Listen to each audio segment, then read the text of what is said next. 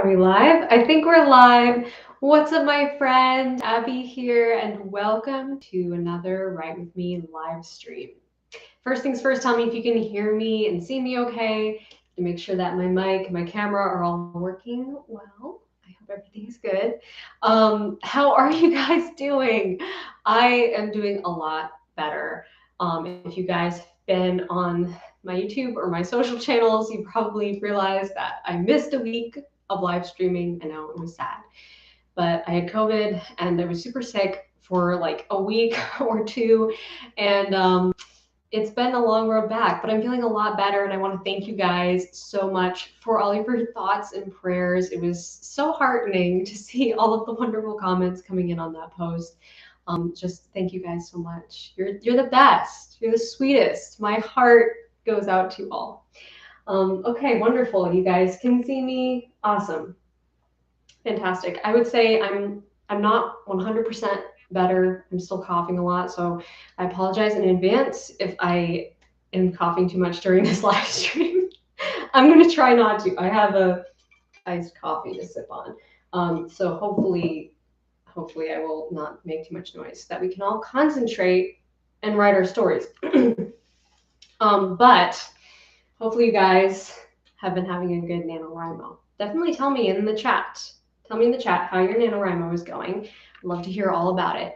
I have kind of not been officially doing NaNoWriMo. I am writing stuff, but I'm not like working towards a specific word count goal with what I'm writing.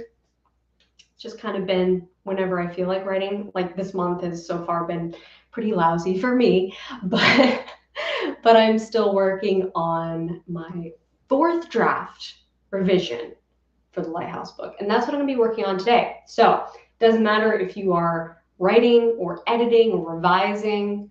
The point of these live streams is to all come together and devote some time, 100% of our attention on our creative projects. And it's just great accountability, great environment. So if this is the first time you've come to one of these, welcome. I'm so glad you're here. I'm so glad you could make it.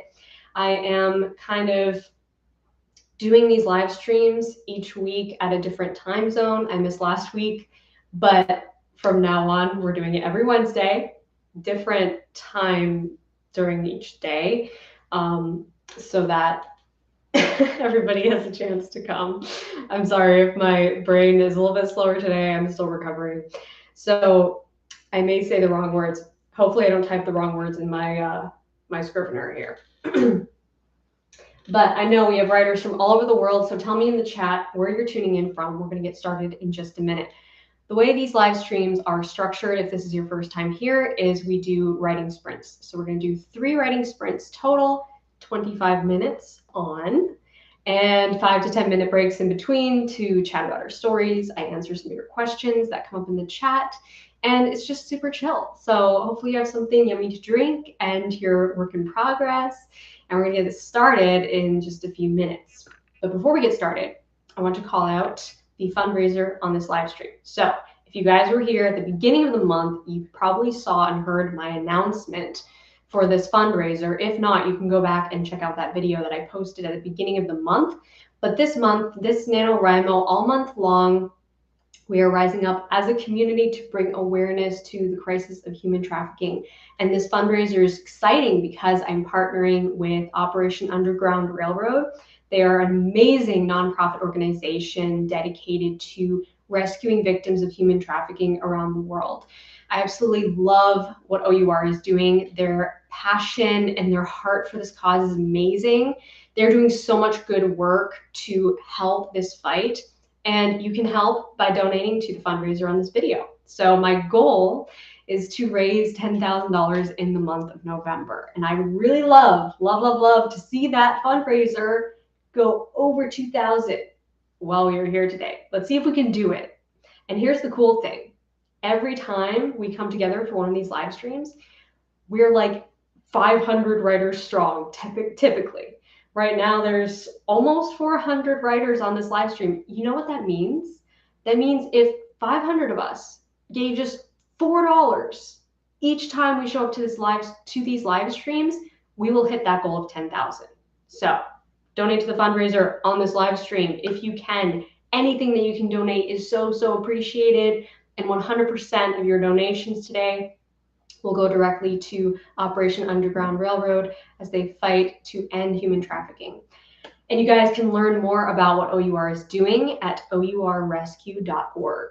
And if you can't donate to the fundraiser, but you still want to help raise awareness, you can do so by sharing this live stream and telling your writer friends about this campaign, about this whole movement, Rise Up Nano 22. You can use the hashtag Rise Up Nano 22, and you can grab my pack of free social media posts in the description box below this live stream. So in the description box, you'll see a link, and that link will take you to a OneDrive folder where you can download captions and pictures and just media pieces that I created to help spread the word about this crisis. So all of that's already pre-made. All you have to do is grab it, post it on your Instagram or your Facebook or any social media platform. It's a great way to raise awareness for this movement and this mission. Okay, guys, I see the donations coming in. Thank you guys so much. This is awesome. So many of you guys are giving. Thank you. Thank you so much. Oh, this is awesome. Okay. I love seeing donations come in because every single bit counts. It doesn't matter if you can only give $4. That's okay because everything adds up and it all makes a difference. Okay, guys. I'm super excited to jump into this writing session. I'm going to go ahead and open up my Scrivener.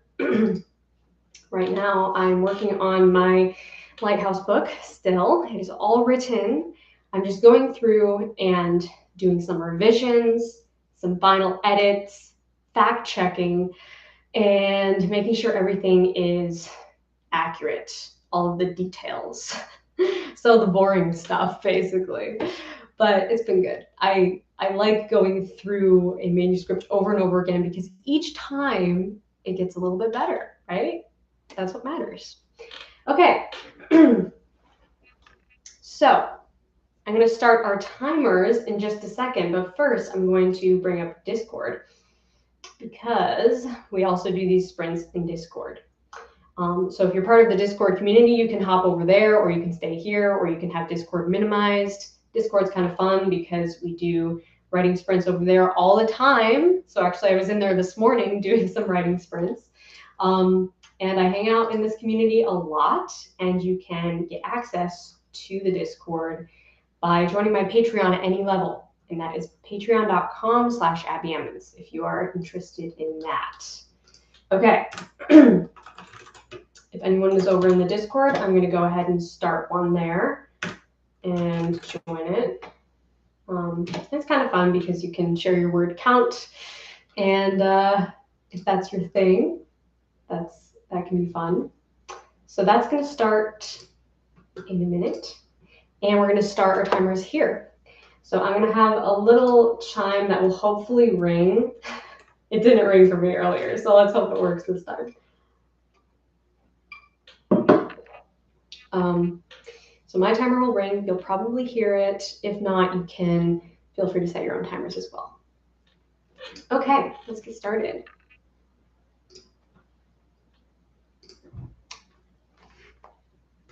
Can you guys see that okay? Let's go.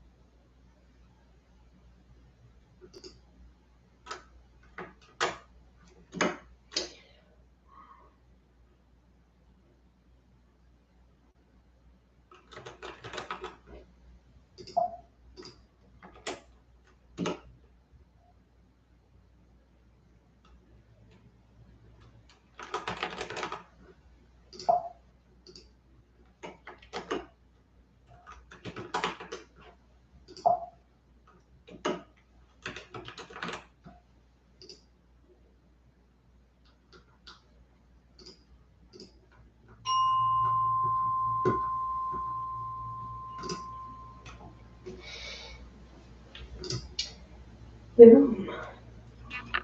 Timer number 1 just rang. First sprint done. Great job, guys. Tell me how it went in the chat. See, we just finished over here on Discord too. I don't really know how to how to share my word count because I wasn't really writing, I was editing. And I edited a 1,700 word chapter, so that's pretty good. I don't really know how to share that in the Discord, so I'm probably just gonna let it tally me up as 0 words because I did not write 1,700 words during that sprint, but it was good progress nonetheless. So let's see. Looks like you guys had a good sprint as well. Awesome. Fantastic job. Wonderful. And remember, it's okay if you don't write as much as you had hoped to. The point is to show up for yourself and to show up for your creativity. That's the most important thing. So we're going to take a quick break right now, and I'm going to answer a few questions that come in on the chat. And then we're going to get to our next writing sprint. So let's do it. You guys are doing fantastic. And also I want to thank everybody who was giving donations during the sprint. Thank you guys so, so much. If you were just hopping on this live stream, welcome everybody. We have 2 more writing sprints to do, so you are just in time to get some writing done. And the fundraiser associated with this live stream is going to Operation Underground Railroad, which is a wonderful organization dedicated to rescuing victims of human trafficking around the world.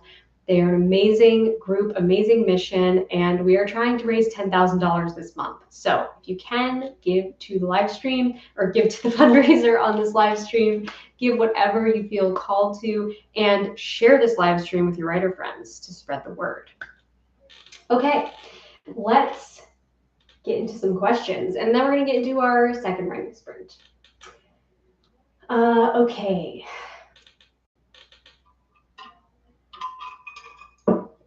Let's see.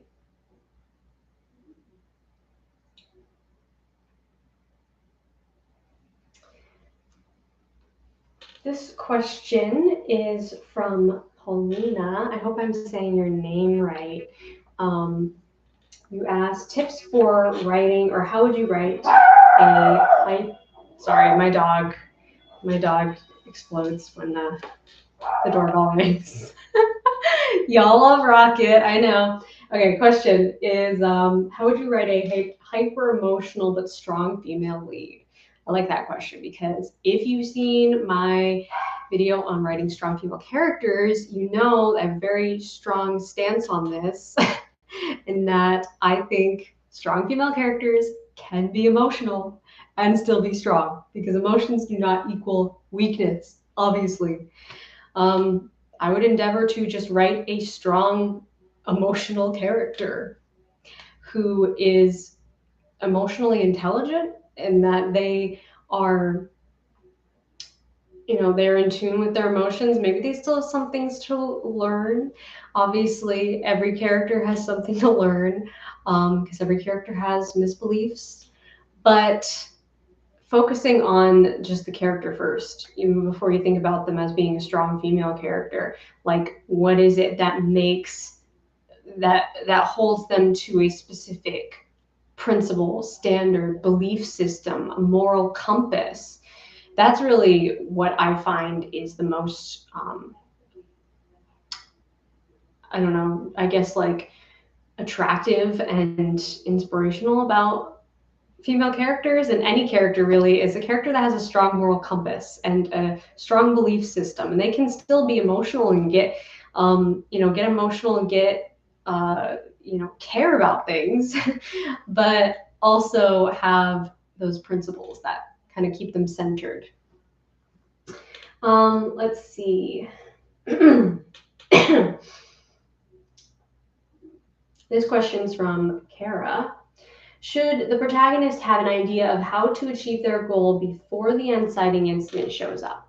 Yes, they absolutely can. It is, I would say, not necessary in every case, but you can absolutely do that because it's a fear-based goal, right? It's a fear-based goal, and they probably have like an idea of how they think they can make it happen, but that idea is going to really set them on a path of obstacles and struggles, and that's kind of your plot, honestly.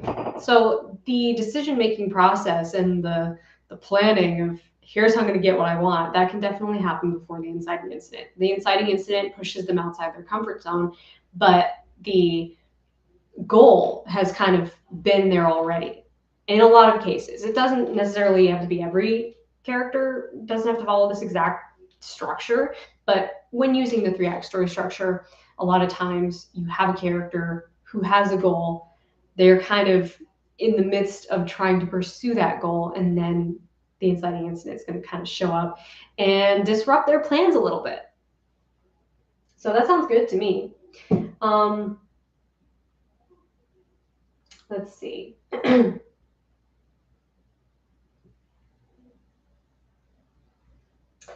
How would you write a morally dark character changing to be a better person? I love that question. I love positive character arcs so much, especially characters that are kind of morally gray. And I think there is definitely a way to do this. I actually read a video a while ago about anti-heroes, which kind of covered this topic a little bit. But mostly it's the positive character arc is kind of similar regardless of whether you're writing a morally gray character or a protagonist, right? It has to do with what does this character hold on to as a belief that is really true to them. And for a morally gray character, those beliefs might be a little bit more toxic than your traditional protagonist. But you can still have that same journey of change. And a lot of times it will come through a disaster, dark moment, or possibly through a temptation moment. A lot of times the temptation moment is good for the morally gray character because they've been pursuing a goal that is kind of morally gray and they don't really care because they're not really good enough to be considered a good character.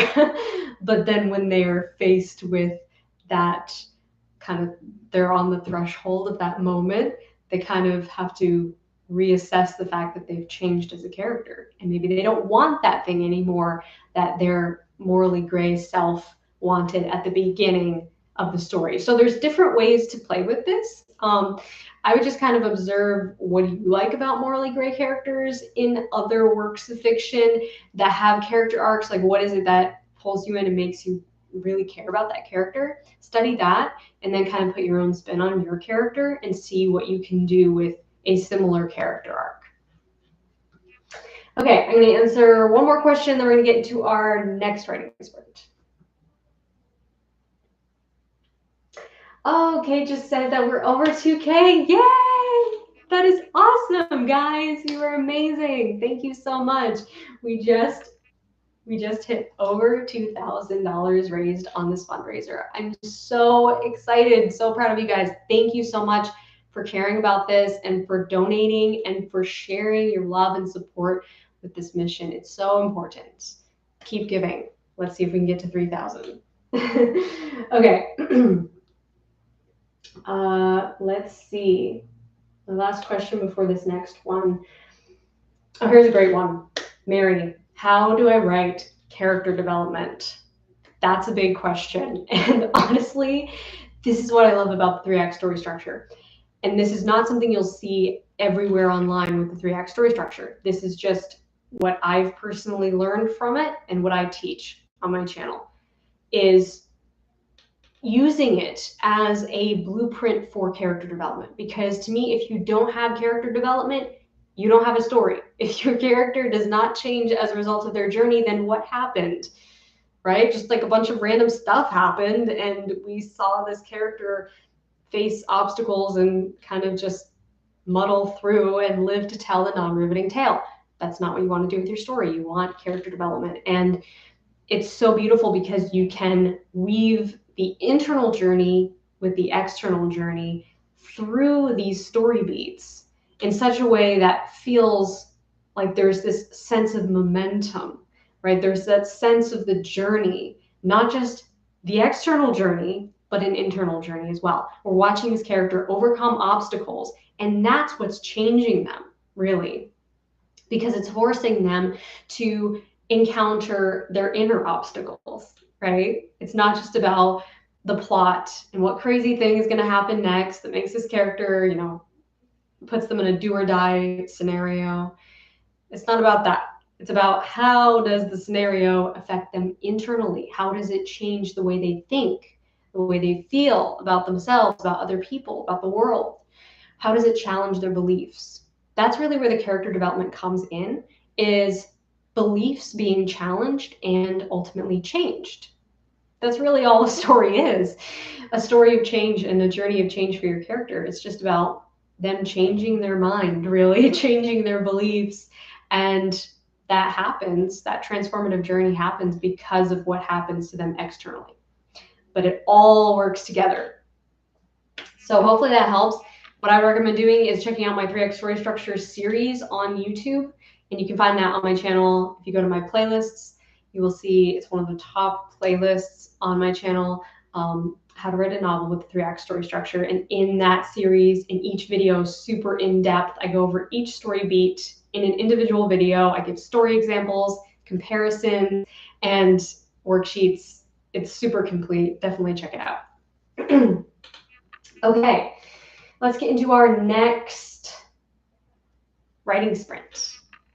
I'm gonna reset my timer here, and then I'm gonna jump into my next chapter. And I will answer more of your questions on the next break, okay? So let's set up another sprint in Discord. 25. Tons of writing in Discord. So cool. So exciting to see that. Okay. I'm going to join again, but probably won't be giving my word count again because I don't really have a word count to share. And again, guys, if you want to join the Discord, I'm going to drop the link here.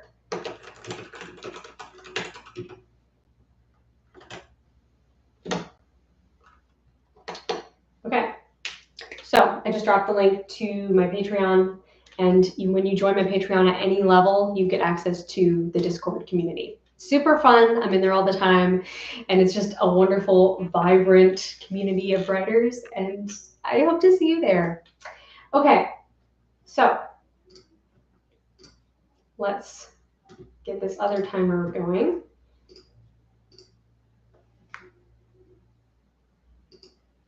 And I will chat with you guys more in 25 minutes.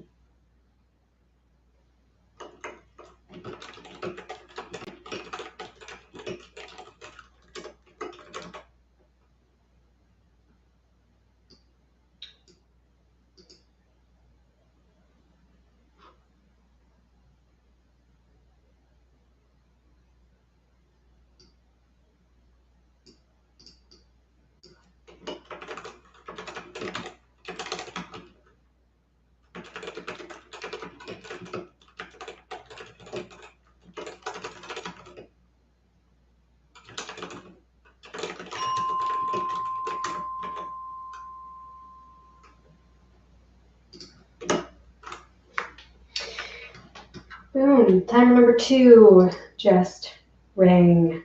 Tell me in the chat how it went. Didn't get through this whole chapter, but I'm making progress. Trying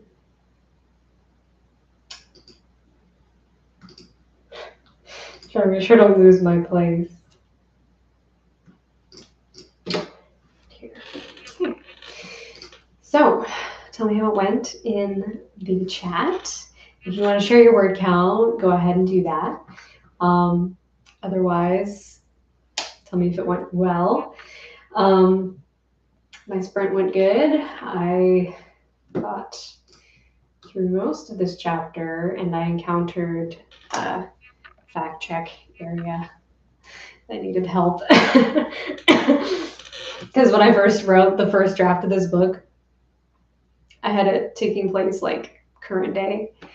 So there was like a lot more modern technology, but now it's taking place in the 90s. So I'm taking out some references to like smartphones and things like that. So yeah, it's been interesting. It's been kind of fun. Okay, looks like everybody had a great sprint. Awesome, fantastic. You guys are amazing. So many words being written, words being edited. Awesome. Lots of writers on this live stream working on so many different projects. It's so cool. So we're going to take a short break, and I'm going to answer a few more questions, and then we'll get into our third and final writing sprint. Okay.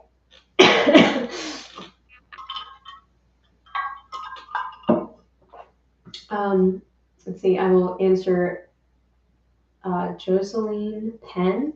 Sorry if I'm saying your name wrong. Real quick before I leave, Abby, tips for a realistic enemies to lovers arc that takes place in the span of 1 week. How do you write emotional progress well? That's a great question, and that's a great term, emotional progress, because that's really all it is. And I try to focus on that mostly, more so than like the timeline thing, because the timeline thing can trip you up, because you start thinking, oh my gosh, this isn't realistic. It's only happening in the course of a week. You know, this would never happen. But emotional progress, that's the key. And if you can make your reader or your audience see that emotional progress, it doesn't really matter how much time is going by. It could be a couple days, it could be a week, whatever. But writing a realistic enemies to lovers arc, I made a video on this, and it's an older video, but it's still good content, good advice in that video. But it really is about making that progress sort of in a map, is how I kind of see it. It's like there's these different stages of the relationship, and that to me is what makes it feel smooth. That you're not jumping from like one relationship point to like suddenly we feel so different about each other, because that just feels unrealistic. So figuring out those different stages of the relationship where we have like, first we're enemies, then we're like sort of resentful allies maybe, and maybe we have like a common goal or a common enemy, a common enemy, and then we start to be reluctant friends, and then we're friends, and then we're maybe a little bit more than friends, and oh, this is awkward, now we're more than friends. So it's like you can see these very distinct moments of these different stages of the relationship, but it happens so gradually that it feels natural. So that would be my advice, to kind of like sketch out like what are the actual points. If you could write it in like a bullet point list, what would be the different stages of the relationship, and how can you just kind of spread them out evenly so that it feels like you're making that emotional progress with the characters. Hopefully that helps. That has definitely helped me a lot.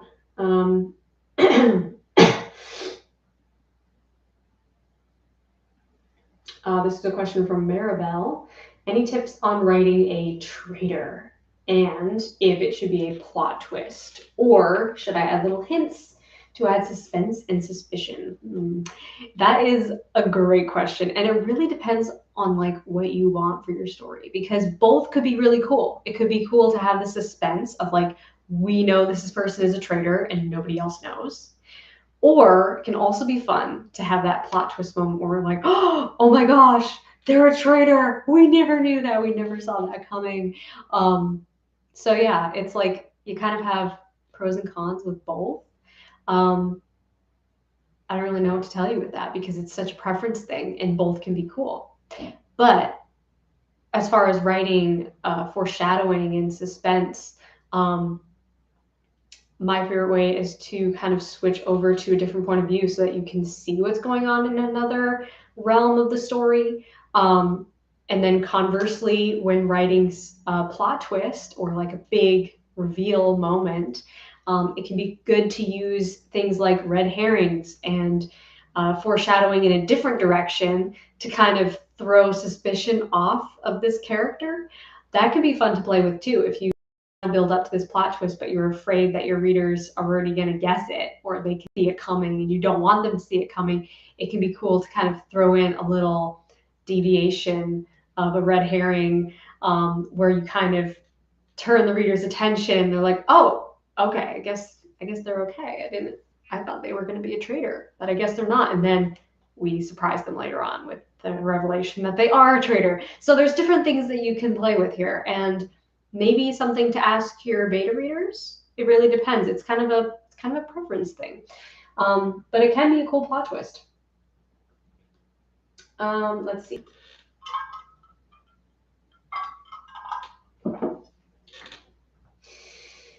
How do you write a good and well-paced slow burn romance? And that's a question from Mary. I made a video on writing slow burn romance. Definitely watch that one. Go to YouTube after this live stream and type in Abby Emmons slow burn romance and you will see it right away. But in that video, I talk about the emotional progress thing again, and I talk about like the stages of the relationship too. But I also give out a questionnaire in that video that will probably help you a lot. But again, just like with enemies to lovers, you have those different stages of the relationship. That's vital with slow burn.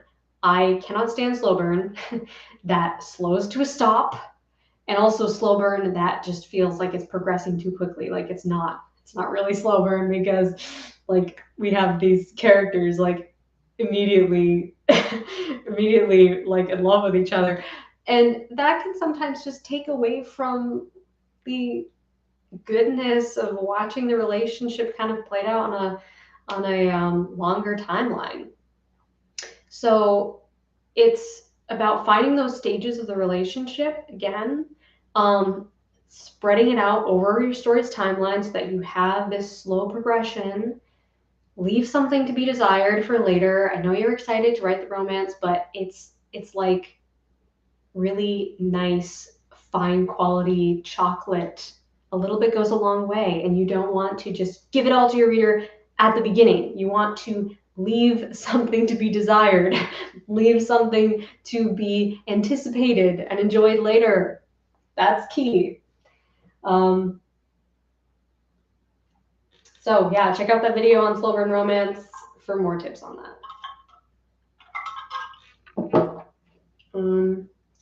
Let's see.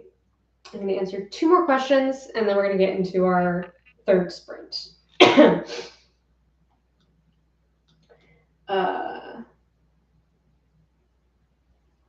Here's a good question. This is from Evelyn Hope.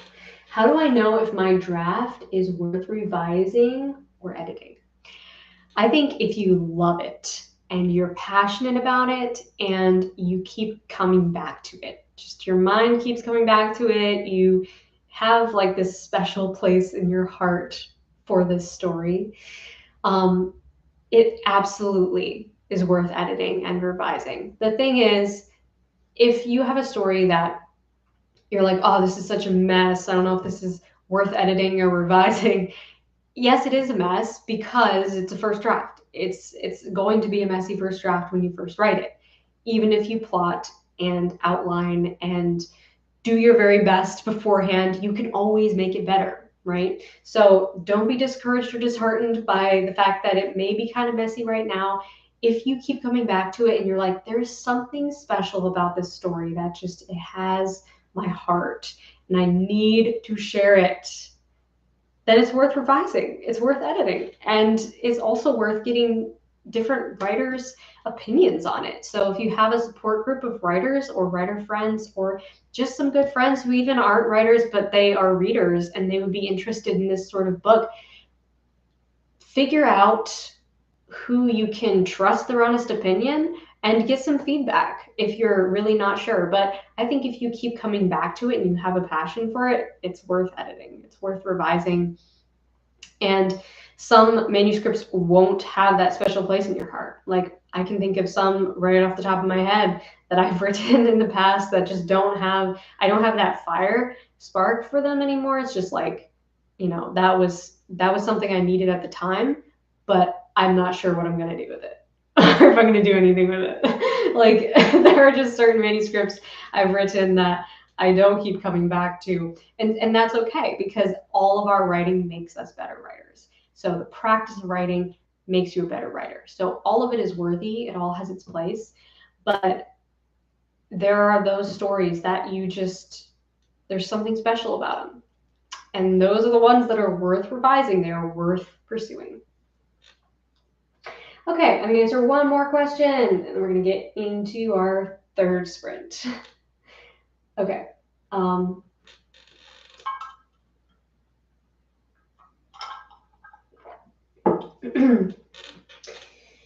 Any tips on writing the last chapter or scene of your novel? I want to outline it, but I don't know where to start. And that's a question from Clara.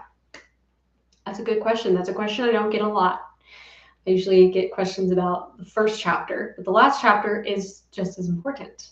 And I think the most important thing with the last chapter is to deliver what your reader needs to either be satisfied or to make them hungry for the next book if there is another book after this book. So if you're writing a series, you don't necessarily want to satisfy the reader completely in the last chapter of the first book because you want them to buy the next book, right? So depending on your story, if you're trying to tie up all your loose ends and satisfy your reader, then that's a different story. No pun intended. But you just kind of want to make sure that all your loose ends are tied up. The reader doesn't have any unanswered questions, any loose ends hanging like, wait, what happened with that? What about this person? What about this? You don't want any of that. And you want to make sure that the reader sees and understands how the characters have transformed as a result of their journey. Most important thing. If you're writing a series and you're trying to like set up the next book, then that's exactly what you're trying to do. That's exactly what you want to do. You want your last chapter to kind of be like the springboard, sort of inciting incident in a way for the next book, which can be fun to play with as well. Another thing that can be fun is kind of doing like a post-credits scene. And I say that because like I'm just thinking about it in terms of film. Like a lot of times in like Marvel films, they do like the post-credit scene that kind of is alluding to a future film. That can be fun to play with too in books. Once you've finished kind of the official last chapter, and then you have maybe a little bonus scene that is, again, the springboard for that next book. Or maybe it's like an epilogue that's tying things up for a standalone story. So there are different ways that you can play with this, but the most important thing to remember is to make sure that your reader is either satisfied if it's a standalone or make them hungry for more if it's a series. Okay, so let's get into our third and final writing sprint. I'm gonna set my timer again. 25 minutes.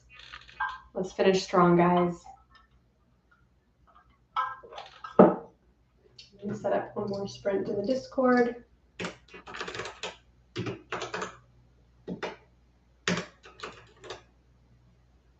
Feel bad, I'm like the only person who's not giving my word count in the Discord, but you guys are doing fantastic. So cool. Okay.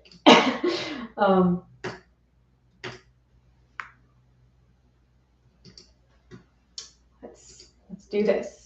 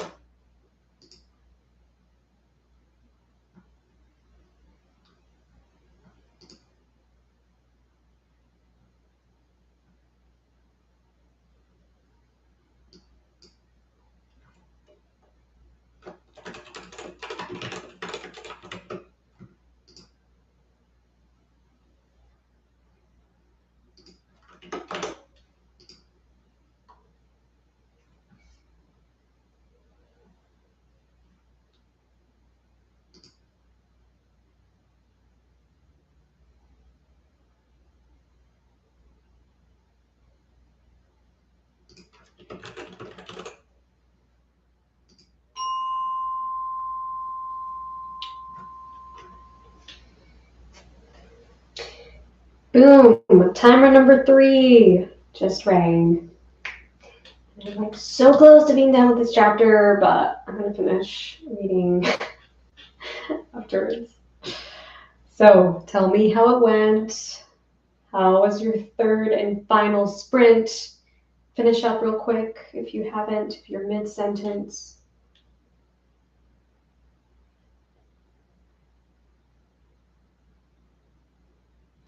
And if you feel like it, feel free to share your word count in the chat.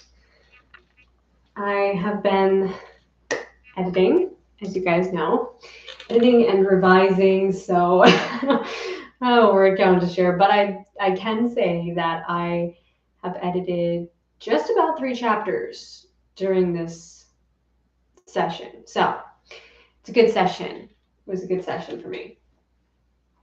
I'm happy with the progress I'm making. And that means I'm up to chapter 14. Yeah, just about done with chapter 14. So we're making progress. There's like, I think there's 60 chapters in this whole book. So still got a ways to go, but making progress. And it's going to be good. Okay, looks like you guys had a great sprint. Awesome. Awesome, awesome, awesome. Claire asked, is this a book that you will publish? Yes, it is. It is the next book I'm going to publish, and I'm hoping to publish it next summer. That's kind of my tentative goal. I don't want to commit to that or make any official announcements because it's not decided yet, and I'm going to just try my hardest to get it out as soon as possible, but I have to make sure that I am giving it the time and attention it needs. So that's my wish. Oh, I just saw this comment from I'm gonna mispronounce your username, but you Yuzahi.